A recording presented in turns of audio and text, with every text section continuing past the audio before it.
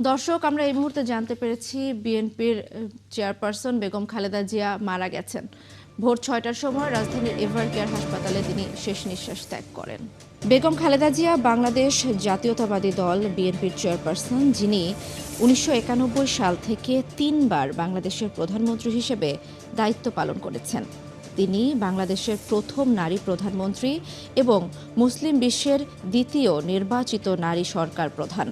বেগম জিয়া ১৯৪৬ সালের ১৫ আগস্ট দিনাজপুর জেলার ইস্কেন্দার মজুমদার ও তৈয়বা মজুমদারের ঘরে জন্মগ্রহণ করেন।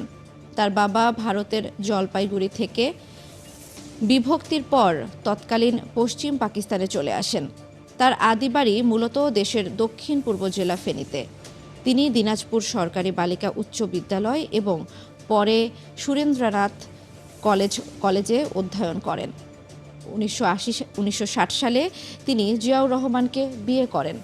জিয়াউর রহমান বীর উত্তম যখন বাংলাদেশের রাষ্ট্রপতি হন, তখন বেগম জিয়া ফার্স্ট লেডি হিসেবে তার সঙ্গী হিসেবে যুক্তরাজ্যের প্রধানমন্ত্রী মার্গারেট থ্যাচার এবং নেদারল্যান্ডের রানী জুলিয়ানের সাথে বিশ্ব নেতৃত্ববৃন্দের সাথে সাক্ষাৎ করেন। বিএনপির মিডিয়া সেলের ফেসবুক পেজে দেয়া এক পোস্টে এ তথ্য জানানো হয়েছে যে বিএনপি চেয়ারপারসন বেগম খালেদা জিয়া আর নেই। ভোর ৬টায় রাজধানীর এভারকেয়ার হাসপাতালে শেষ নিঃশ্বাস ত্যাগ করেছেন তিনি।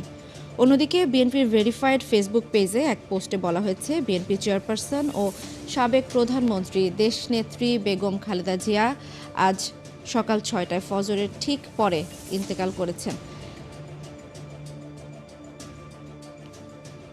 সারা দেশ তার রুহের মাগফিরাত কামনা করছে। সকলের নিকট তার বিদেহী আত্মার জন্য সকলে দোয়া চাইছেন।